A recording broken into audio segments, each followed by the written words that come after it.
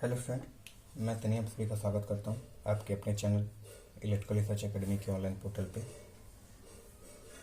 एक नया सेशन करेंगे जो अधिकतर डिजिटल इलेक्ट्रॉनिक्स से रिलेटेड है। डिजिटल इलेक्ट्रॉनिक्स के जब सिलेबस कवर करेंगे तो उसमें ऐसे क्वेश्चन पूछे जाते हैं, ठीक है, और यूपीपीसीएल पूछा भी है, ठीक है। तो हमारा आज का टॉपिक होगा गेट संयोजन, यानी गेट को 3-4 गेट को मिलाकर आपसे सवाल पूछेगा कि इसका आउटपुट क्या होगा, या फिर इसका इनपुट ऐसा रखें तो आउटपुट हमको क्या मिलेगा, ठीक है। तो वैसा सवाल देखेंगे। सेशन को लाइक शेयर कर दीजिएगा और चैनल पर पहली बार होंगे तो सब्सक्राइब कर लीजिएगा, ठीक है। सेशन स्टार्ट करते हैं और पहला क्वेश्चन पहले बनाते हैं कि कैसा क्वेश्चन पूछा जाता है। तो कुछ इस तरीके से आपसे क्वेश्चन पूछा जाता है कि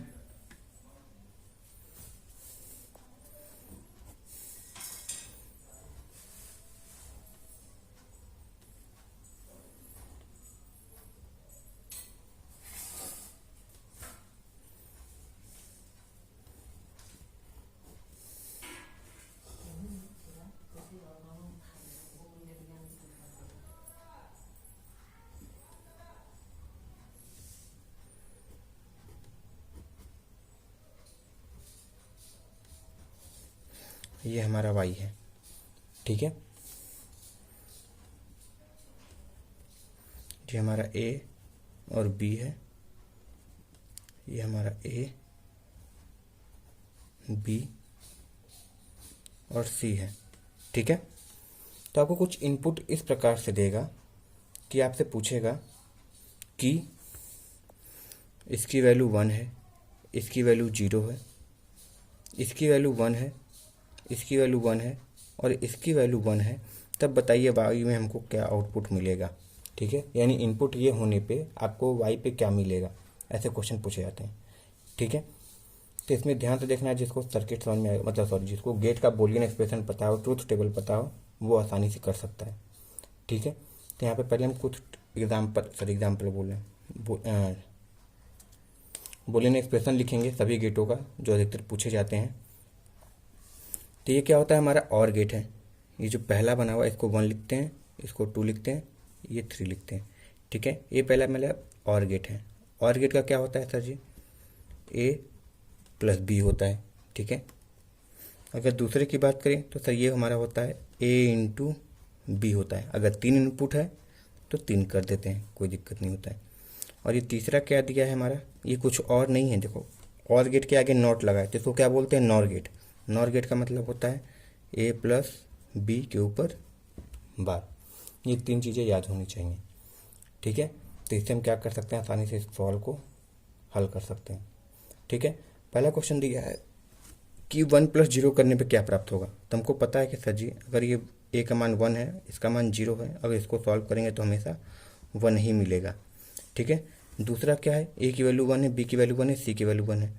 तो हमको पता है 1 × 1 × 1 करने पे हमेशा 1 ही मिलता है, ठीक है। यानी यहाँ पर निकाले तो यहाँ पे आउटपुट हमको 1 मिलेगा और यहाँ पर भी हमको 1 मिलेगा। अब ये 1 इसके लिए इनपुट का काम करेगा, ठीक है। हमको पता है ये क्या है, और गेट है, ठीक है। तो यहाँ पे अगर और गेट 1 + 1 करना पड़ेगा, 1 + 1 करेंगे तो आउटपुट में भी क्या मिलेगा, हमको 1 ही मिलता है, ठीक है। क्या मिलता है, 1 मिलता है। अब ये 1 हमारा इनपुट का काम करेगा किसके लिए, इस नॉट गेट के लिए, ठीक है। तो नॉट गेट के लिए अगर इनपुट का काम करता है तो आउटपुट क्या हो जाएगा, हमारा 0 हो जाएगा। यानी यहाँ पे कह सकते हैं कि y की वैल्यू क्या हो जाएगी, हमारी 0 हो जाएगी, ठीक है। यहाँ पे y की वैल्यू 0 निकल के चली आएगी, यानी इसका क्या हो जाएगा आंसर, सर y बराबर 0 हो जाएगा, ठीक है। सही है।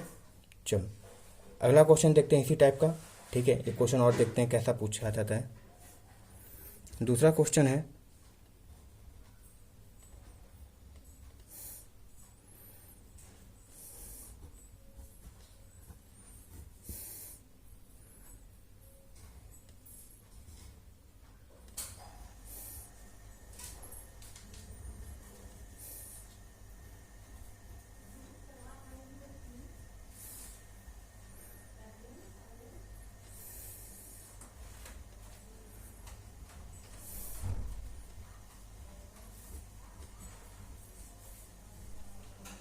यहाँ पे हमको y बराबर पूछा है क्या होगा जब इनपुट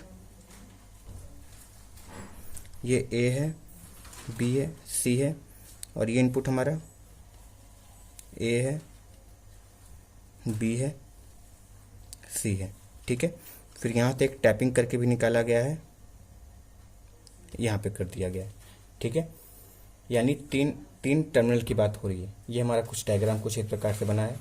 यहाँ पे हमारा ए की वैल्यू 1 है, बी की वैल्यू 1 है, सी की वैल्यू भी 1 है। यहाँ पर ए की वैल्यू 0 है, बी की वैल्यू 1 है, और सी की वैल्यू भी क्या है, 1 ही है। तब आपको बताना है कि आउटपुट क्या मिलेगा। ठीक है, आपको सॉल्व करके यहाँ पे y की वैल्यू बतानी है कि सर जी यहाँ पे y की वैल्यू क्या आएगी। ठीक है, चलो इसको सॉल्व करते हैं। तो पहला चीज़ देखते हैं कि हमारा क्या है, सजी हुई वही कहानी है, a इंटू बी इंटू सी वाली है। तो इसको सॉल्व करेंगे, a इंटू बी इंटू सी, तो कुछ इस प्रकार से बन के आएगा, और इसकी वैल्यू निकल के आएगी यहाँ पे 1 निकल के आएगी। ठीक है, यहाँ पे क्या निकल के आया, 1 निकल के आया। तो ये तो 1 नॉट गेट के लिए इनपुट का काम करेगा, तो आउटपुट क्या कर देगा, इसको ये 0 बना देगा, यानी 0 हमारा इस टर्मिनल पे निकल के चला आया। ठीक है, दूसरी कहानी देखो, यहाँ पे डायरेक्ट टैप किया गया इसके साथ, यानी डायरेक्ट कनेक्शन पहले इसके साथ किया गया, तो इस पर ये निर्भर नहीं करेगा। ए की वैल्यू जो है फिलहाल इस पर एक तरीके से निर्भर नहीं करेगा, फिर दोबारा इस पर निर्भर करेगा। तो जब इसकी बात करेंगे तो डायरेक्ट ए की वैल्यू क्या है, 0 है, तो यहाँ पे 0 बैठा देंगे। ठीक है, अब इसका terminal in A B C तीनों पर निर्भर करेगा, तो यहाँ पे करेंगे तो ए इंटू बी इंटू सी आएगा, यानी 0 इंटू 1 इंटू 1। और एंड गेट में क्या होता है, अगर कोई भी इनपुट अगर 0 होता है तो आउटपुट भी क्या होती है, 0 ही मिलती है, बाकी सभी 1 रहे चाहे ना रहे। चलो, तो यहाँ पे क्या मिला हमको, 0 मिल गया, यानी तीनों टर्मिनल पे हमको 0 मिल गया। ठीक है, अब ये 0 0 0 है, तो 0 ही आया। ठीक है, तो 0 आया, तो ये यहाँ पे बबल लगने का मतलब आगे नॉट गेट है, यानी नैंड गेट है। तो 0 0 0 की वैल्यू 0 होती है, और ये 0 का बाहर लगाएंगे तो यहाँ पे क्या मिलता है, हमको 1 मिलता है, यानी यहाँ पे क्या मिल गया, हमको 1 मिल गया। फिर नॉट गेट के लिए हमारा इनपुट क्या हो गया, 1 हो गया, तो आउटपुट क्या मिलेगा सर, यहाँ पे 0 मिलेगा, यानी यहाँ पर भी y की वैल्यू क्या आई, 0 निकल के आई। ठीक है, तो इस तरीके से क्वेश्चन मिले जाते हैं, गेट संयोजन से सवाल पूछे जाते हैं। ठीक है, थोड़ा टाइम टेकन लगता है, मगर यही सब क्वेश्चन है जो सब लोग छोड़ते हैं और आगे पढ़ते हैं, तो क्या होता है, इससे थोड़ा आगे जाते हैं कंपटीशन में। ठीक है, और एक नंबर पे तो पता ही कि 600-700 लोग रहेंगे। ठीक है, और रेलवे की बात करें तो 5-5 6-6 बच्चे बैठे रहेंगे ALP वाले में।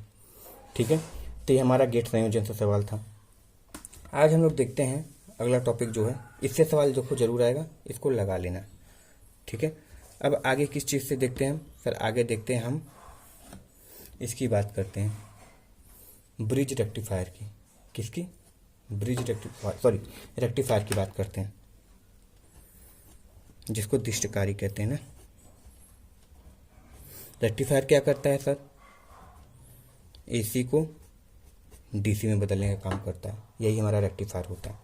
ठीक है, तो रेक्टिफायर मुख्यतः जो हम पढ़ते हैं वो 2 प्रकार के पढ़ते हैं।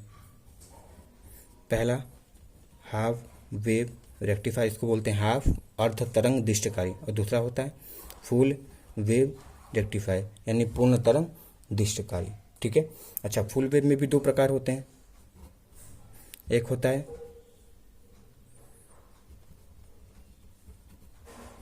ब्रिज रेक्टिफायर, यानी जिसको सेतु दिष्टकारी बोलते हैं, और दूसरा होता है सेंटर टैप रेक्टिफायर। अच्छा, इसमें जो क्वेश्चन पूछते हैं वो भी ज़्यादा इंपॉर्टेंट है। ठीक है, फ्रिक्वेंसी क्या प्रभाव पड़ेगा या क्या नहीं पड़ेगा, तो उन सबको देखेंगे। ठीक है, तो पहले हम लेके चलते हैं half wave rectifier. Half wave rectifier मतलब देखो करेगा क्या, डायग्राम बना देते हैं यहाँ पे। मान लो ये तुम्हारी साइनसोइडल वेव है। ठीक है, तो हाफ वेव रेक्टिफायर क्या करेगा, केवल आधे चक्र को क्या करेगा ही रेक्टिफायर करके DC में बदलेगा, बाकी को नहीं। ठीक है, जैसे एक ये बदल दिया, इस वाले को गायब कर देगा, ये बदल दिया, क्यों करता है अभी आगे बताएंगे। तो ये प्लस हो गया, माइनस वाले से कोई मतलब नहीं है। ठीक है, ये वाला हमारा गैप हो गया, तो इसको बोलते हैं हाफ वेव रेक्टिफायर। ठीक है, देखो डायग्राम से समझना, क्वेश्चन ये पूछता है कि हाफ वेव में कितने डायोड बनते हैं, तो सर जी 1 डायोड लगते हैं। ध्यान से समझना होगा कैसे ये, कौन से ट्रांसफार्मर प्रयोग करते हैं? तो हमेशा स्टेप डाउन ट्रांसफार्मर। देखो ये डायोड है, कौन से डायोड है हमारे? पीएन डायोड है, इसको बोलते हैं पीएन डायोड। ये हमारा लोड है, ये प्राइमरी वाइंडिंग है, ये सेकेंडरी वाइंडिंग है। ठीक है, इतना फिलहाल ध्यान देना है। अब देखो होगा क्या, यहाँ पे एक डायग्राम बनाते हैं, एक इसके लिए एक इसके लिए, तब समझ में आएगा। ये बना है, ऐसे बना देते हैं। देखो ध्यान से होता क्या है, हमको पता है कि डायोड जो होता है फॉरवर्ड बायस में काम करता है, रिवर्स बायस में नहीं। यानी फॉरवर्ड बायस का मतलब अगर पी टर्मिनल पॉजिटिव से जुड़ा हो और एन टर्मिनल नेगेटिव से जुड़ा हो तब ये काम करेगा। अगर नेगेटिव टर्मिनल पॉजिटिव से जुड़ जाता है तो ये काम नहीं करता है। ठीक है, यानी ओपन सर्किट हो जाता है, यानी धारा प्रवाह नहीं कराता है। तो यहाँ पे देखो, चूंकि हम एसी दे रहे हैं, एसी को डीसी में बदल रहा है, तो एसी क्या होता है, हर आधे चक्र के बाद अपनी दिशा बदलती है। तो मान लेते हैं कि पहले चक्र में अगर ये पॉजिटिव है नेगेटिव है, तो यहाँ पर देख सकते हैं कि पी पॉजिटिव से एन नेगेटिव से, यानी क्या हो गया हमारा फॉरवर्ड बायस हो गया। और फॉरवर्ड बायस में धारा प्रवाह हो सकती है, तो ये क्या बनाएगा, पॉजिटिव बना लिया, कोई दिक्कत नहीं है। अब दूसरे दो आधे चक्र है उसमें क्या हो जाएगा, ये नेगेटिव हो जाएगा और ये पॉजिटिव हो जाएगा, यानी यहाँ पे ये नेगेटिव जुड़ गया, ये पॉजिटिव जुड़ गया। अब हमारा पीएन जंक्शन क्या हो गया, रिवर्स बायस में, उस समय कोई धारा प्रवाह नहीं करेगा, यानी ओपन सर्किट है, यानी कोई मतलब नहीं बना। फिर अगले साइकिल में करेंगे तो फिर पॉजिटिव या नेगेटिव हो जाएगा, यानी फिर वाली चक्कर हमारी क्या कर देगा, आउटपुट में दे देगा। तो यहाँ से ये कहते हैं कि सर ये हाफ वेव रेक्टिफायर यहाँ पे कंप्लीट हो गया। ठीक है, इसको याद रखना। तो यहाँ पे 2-3 चीज़ें याद रखना। पहली चीज़ क्या पूछती है, फ्रिक्वेंसी। सेकेंड, इसको पीक इनवर्स वोल्टेज बोलते हैं, ये भी बहुत ज़्यादा पूछी जाती है। तीसरा पूछेगा तुमसे क्या, रिपल फैक्टर का मान। और चौथा, रेक्टिफायर की दक्षता, रेक्टिफायर दक्षता पूछता है। ये 4 चीज़ें याद रखनी है। ठीक है, ये 4 चीज़ें। अच्छा, यहाँ से देख सकते हो कि जो फ्रिक्वेंसी है हमारी, ये देखो एक साइकिल थी। ठीक है, सही है, ये दी कितनी, आधी साइकिल दे पा रहा है। ठीक है, फिर यहाँ इसके बाद क्या हो रही है, पुनः ये रिपीट हो रही है ना। एक साइकिल क्या होती है, जब ये पैटर्न दोबारा रिपीट हो पहले की तरह, तो बोलते हैं कि एक साइकिल यहाँ पे कंप्लीट हो रही है। तो यहाँ पे भी वही हो रही है कि यहाँ पे यहीं से पैटर्न क्या हो रही है, दोबारा रिपीट हो रही है इसकी जैसी। तो एक साइकिल ये ले रहा है तो एक साइकिल ये भी है, यानी कह सकते हैं कि सर जो इनपुट फ्रिक्वेंसी है वो आउटपुट फ्रिक्वेंसी के बराबर होती है इसमें। ठीक है, सही है ना, यानी 50 हर्ट्ज इनपुट है तो 50 हर्ट्ज की आउटपुट, वैसे डीसी में तो आउटपुट नहीं होती। अगर यहाँ पे लगाना चाहें तो देखो, इतने टाइम के बाद एक चक्कर रिपीट हो रही है, तो इसका टाइम मान लो 2 सेकेंड है, तो इतने 2 ही सेकेंड के बाद ये वाला भी चक्कर रिपीट हो रहा है ना। तो ये बोल सकते हैं कि 2 सेकेंड इसका फिक्स है, ये भी फिक्स है। तो हमको पता है कि F बराबर क्या होता है, 1/T। तो जब इसके लिए भी फिक्स है तो इसके लिए भी तो फिक्स होगा, तो फ्रिक्वेंसी दोनों की सेम आएगी, कोई फर्क नहीं पड़ेगा। अच्छा, पिक इनवर्स वोल्टेज की बात करते हैं, तो ये हमेशा किसके बराबर होता है सर, VM के बराबर होता है। जो मैक्सिमम वोल्टेज होता है वही रहता है, कोई अंतर नहीं आता है। रिपल फैक्टर की बात करें, रिपल मतलब डीसी में अवशिष्ट एसी के मान को ही क्या बोलते हैं, हम रिपल बोलते हैं। जिसकी वैल्यू क्या होती है, हाफ वेव में थोड़ी ज़्यादा होती है। कितनी होती है, तो 1.21, इसको याद रखना है। ठीक है, कितनी होती है, 1.21। और दक्षता की बात करें तो दक्षता होती है हमारी सर जी लगभग 40.6% होती है। ठीक है, ये 4 पॉइंट बहुत ज़्यादा इंपॉर्टेंट है, ये 4 पॉइंट बहुत ज़्यादा पूछा जाता है, ये 4 पॉइंट। ठीक है, एग्जाम में। और डायोड की संख्या कितनी है, सबको दिख रहा है कि सर एक ही डायोड लगा हुआ है। ठीक है, तो ये हमारा हो जाएगा हाफ वेव रेक्टिफायर। सही है ना। चलो अब दूसरा देखते हैं क्या बात हो रही है, फुल वेव रेक्टिफायर की देखते हैं क्या होगा। आई होप ये वाला समझ में आया होगा, ये वाली कहानी। ठीक है, अगला देखो,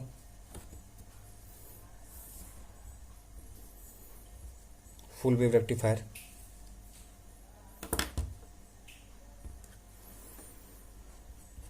उसमें क्या पढ़ेंगे हम लोग, ब्रिज रेक्टिफायर, ब्रिज रेक्टिफायर। ठीक है, इसका जिसको सेतु बोलते हैं। देखो फिर यहीं पे वही ट्रांसफार्मर, ट्रांसफार्मर कौन सा सर, स्टेप डाउन लगता है। ये बनाते हैं, ये बनाते हैं,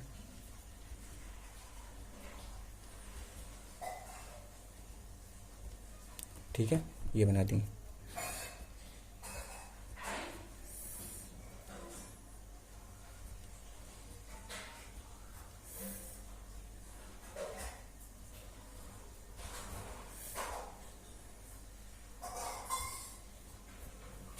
ये बन गया, ठीक है।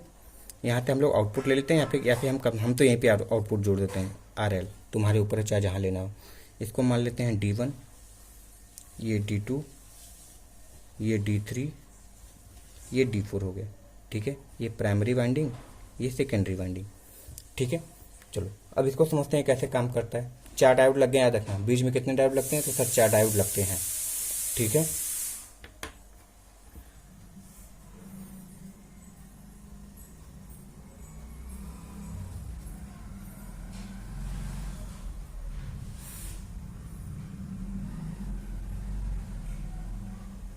ये पॉजिटिव है, नेगेटिव है, पॉजिटिव है, नेगेटिव है। अच्छा ध्यान से देखना, क्योंकि AC साइकिल तो फिर बार बार बदलेगा। तो ये प्लस है, ये माइनस है। जब प्लस होगा तो प्लस यहाँ पे आएगा, कोई दिक्कत नहीं। प्लस देखो, अगर प्लस P के साथ जुड़े, क्योंकि तो यहाँ पे हमारा अगर ऐसे बनता है तो ये P होता है, ये N होता है। तो P अगर पॉजिटिव से जुड़ता है तो फॉरवर्ड बायस, यानी इसमें से धारा बहेगी। और P अगर N से जुड़ता है, सॉरी पॉजिटिव अगर नेगेटिव से जुड़ता है तो रिवर्स बात है, तो इसमें धारा नहीं बहती है। तो यहाँ पे हम कह सकते हैं कि ध्यान से देखना, ये पॉजिटिव है, पॉजिटिव है, ये निकल के आया, इसमें कोई धारा नहीं जाएगी। इस वाले में धारा जाएगी, किसमें? इस वाले में, D1 वाले में। D1 से होते हुए इधर गुजरेगी, क्योंकि इधर नहीं आएगी। देख लो इधर नहीं आएगी, क्योंकि पॉजिटिव और नेगेटिव से जुड़ा हुआ है, तो इधर नहीं आएगी। फिर इधर घूम जाएगा, ठीक है।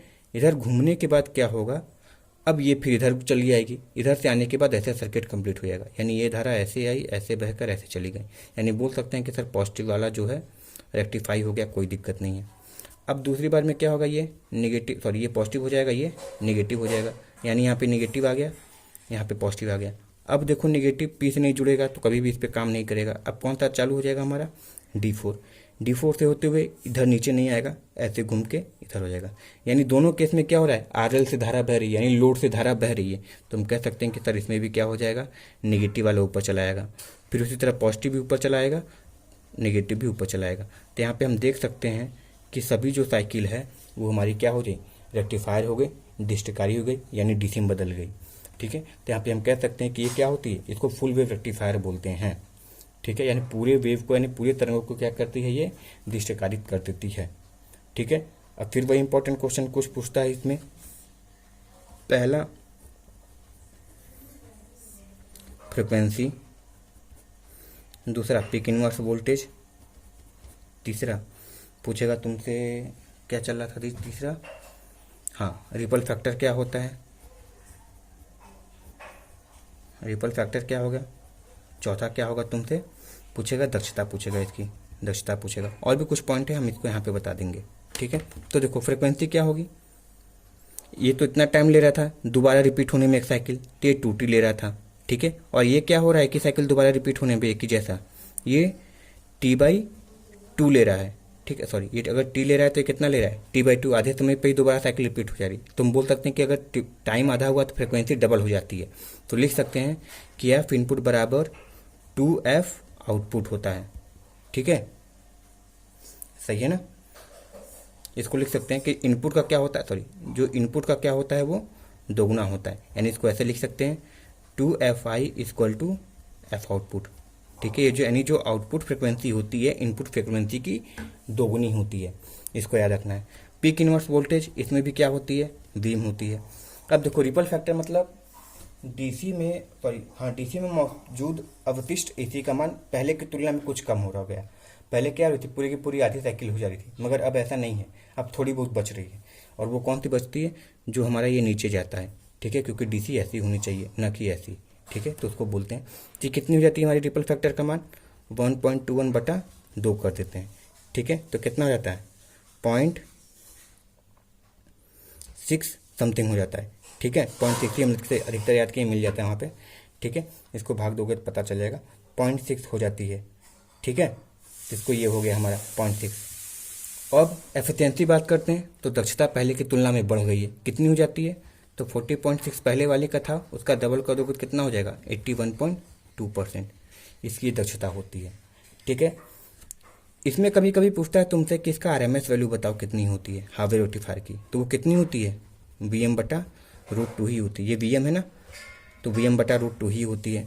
और वी एवरेज की बात करते हैं तो ये कितना हो जाता है, टू वी एम बटा पाई होता है। अच्छा यहाँ पे कितनी होती है, तो सर यहाँ पे हो जाती है हमारी वी एम बराबर, sorry V R M S बराबर, वी आर एम एस लिख रहे हैं, ठीक है, यहाँ पे लिख रहे हैं देखो, वी आर एम एस बराबर हो जाता है वी एम बटे टू हो जाती है, ठीक है। और वी एवरेज की बात करते हैं तो हो जाता है वी एम बटा पाई। इस पर न्यूमेरिकल पूछते हैं इसलिए करा दिए ये दोनों, ठीक है, ये बहुत ज़्यादा इंपॉर्टेंट है, ठीक है ना। तो सेशन पसंद आया तो बाबू उसको लाइक शेयर जरूर कर देना और चैनल को सब्सक्राइब कर लेना जी, ठीक है ना। चलो आगे देखते हैं। तो ये दो फार्मूला बहुत ज़्यादा इंपॉर्टेंट है, ठीक है ना। चलो अगला देखते हैं।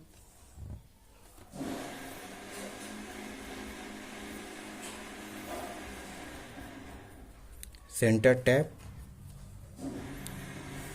रेक्टिफायर,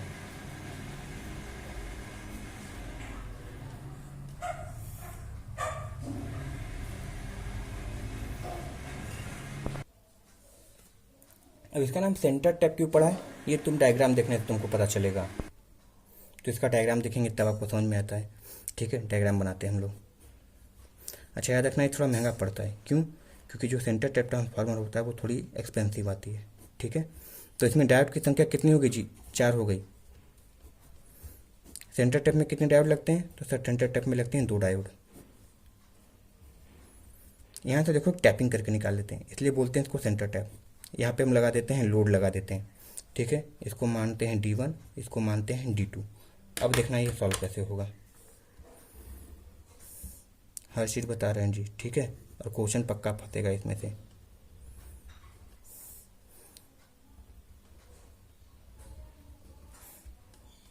ये क्या बना दिए, चलो बन गया, कोई दिक्कत नहीं। अगला देख लेते हैं, इसको मत मानना, ठीक है, एक्साइटेशन में। चलो अब देखो क्या है, ये पॉजिटिव होगा नेगेटिव होगा, ये प्राइमरी वाइंडिंग है, ये सेकेंडरी वाइंडिंग, सेकेंडरी वाइंडिंग में टैपिंग करते हैं। अच्छा जब ये पॉजिटिव हो गया नेगेटिव हो गया, तो तुमको पता है कि यहाँ पे नेगेटिव आया तो ये काम नहीं करेगा क्योंकि रिवर्स बायस में है। ये फॉरवर्ड बायस में तो काम करेगा, तो कैसे होगा, तो ये पॉजिटिव है, धारा इधर से चलेगी, अब इधर नहीं आएगी, इधर नहीं आएगी क्योंकि रिवर्स बायस में। धारा ऐसे चलेगी, ऐसे होकर ये सर्किट कंप्लीट हो जाएगी, यानी पहले साइकिल में कैसे हो जाएगी, पूरी धारा ऐसे कंप्लीट होकर लोड को करंट मिलने लगेगी। तो बोल सकते हैं कि सर यहाँ पे क्या हो जाएगा, हमारी पॉजिटिव वाली सफल हो गई, ठीक है। अब नेगेटिव की बात करते हैं, जब ये नेगेटिव होगा ये पॉजिटिव होगा, तो अब इस बार ये काम नहीं करेगा, ये D2 डायोड काम करेगा। अब कैसा हो जाएगा, फिर ये धारा इधर से बहेगी, इधर नहीं जाएगी, ऐसे घूम जाएगी, ठीक है। ये D2 के कारण है, ये D1 के कारण है। तो अब देखो ऐसे बह गई, तब भी लोड को क्या हो गया, वोल्टेज या करंट मिल गई जिससे बल्ब जल सकता है। तो ये जो नीचे वाला पोर्शन है ये भी कहाँ हो जाएगा, हमारा रेक्टिफायर हो गई, ये प्लस मिल गया, ठीक है। और तीसरा प्लस तो मिल ही जाएगा। यानी यहाँ पर भी देख सकते हो हमारी पूरी वेव जो थी, पूरी तरंग थी, पूरी साइकिल क्या थी, रेक्टिफाइड हो गई। इसलिए इसको बोलता है centre tap full wave rectifier, सही है। तो डायोड की संख्या 2 लगती है, ये सब चीज़ें याद रखना है। फिर इसमें वही चीज़ आएगी, पहली फ्रिक्वेंसी कितनी होती है, दूसरी आती है पीक इनवर्स वोल्टेज कितना होता है, तीसरा आएगा रिपल फैक्टर, चौथा आएगा दक्षता आएगा, और ये वाला कहीं पे बता देंगे नीचे। चलो तो फ्रिक्वेंसी कितनी होती है, फिर देखो यहाँ पे अगर एक साइकिल में 2 समय टी समय ले रहा है तो एक साइकिल देखो यहीं से रिपीट दोबारा हो जा रहा है, तो ये कितनी हो जाती है T/2। और समय कम लगता है आधा, तो फ्रिक्वेंसी डबल हो जाएगी। यानी जो F इनपुट है, F आउटपुट लिखा तो उसका डबल होता है, ठीक है। जो F आउटपुट यानी जो फ्रिक्वेंसी जो आउटपुट में मिलेगा वो इनपुट का कितना होता है, लगभग 2 गुना होता है, ठीक है। हम फ्रिक्वेंसी की सेंस में ले रहे हैं, ये मत सोचना कि सर जी डीसी में तो फ्रिक्वेंसी इतनी क्या पद्धति पढ़ा रहे हैं, ठीक है। हम ये कह रहे हैं कि साइकिल कितनी देर बाद रिपीट होती है, उसी को एक तरीके से फ्रिक्वेंसी बोलते हैं, ठीक है। तो वो अच्छी सेंस में हम ले रहे हैं, ये मत कहना कि सर जी डीसी में तो फ्रिक्वेंसी होती नहीं है। चलो अगला, पीक इनवर्स वोल्टेज कितना होता है, तो सर ये 2 VM होता है, ये सबसे इंपॉर्टेंट है। और ये सबसे इसीलिए ये पूछता है कि सेंटर टैप में क्या होता है, मैक्सिमम वोल्टेज का 2 गुना होता है पीक इनवर्स वोल्टेज, ठीक है। रिपल फैक्टर इसी की तरह हो जाएगा, 1.21/2 करेंगे, ठीक है, तो 0.6 समथिंग आ जाएगा, ठीक है। डिवाइड कर लेना, निकल जाएगा। एफिशिएंसी की बात करें तो फिर वही 4.6 × 2 करते हैं तो 81.2% इसकी दक्षता आ जाती है, ठीक है, तो ये भी इम्पोर्टेंट है और ये भी इम्पोर्टेंट है। ठीक है, ये सारे जितने बता रहे हैं बाबू, ये सब वैल्यू है, ये सब वैल्यू अधिकतर पूछी जाती हैं। ठीक है, तो इनको रट्टा मान लेना। चलो अगली कहानी, आरएमएस वैल्यू कितनी होती है? तो सर वी आरएमएस बराबर होता है Vm/√2। उसी तरह चलता है, कोई अंतर नहीं है। वी एवरेज बराबर होता है 2Vm/π। ठीक है, तो ये कहानी थी तुम्हारे रेक्टिफायर की। ठीक है, आई होप कुछ हद तक इजी लगा होगा। जिनको आता है अच्छी बात है, रिवाइज हो गया। ठीक है, ये सब चीज़ें रिवाइज हो गई, बहुत बार कन्फ्यूजन कहता है, और जिसको नहीं आता है वो कुछ हद तक समझ गए होंगे। ठीक है, और थोड़ा सा भी हेल्पफुल ये वीडियो लगा है बाबू, तो सेशन को लाइक, शेयर और सब्सक्राइब जरूर कर देना। ठीक है, ये सब क्वेश्चन बहुत इंपॉर्टेंट है। तुम कहीं पे भी अगर सैम्पल पेपर लिए होगे, टेस्ट लिए होगे ऑनलाइन, तो वहाँ पे भी ऐसे सवाल पूछे जाते होंगे। ठीक है, तो चलो मिलते हैं नेक्स्ट वीडियो में।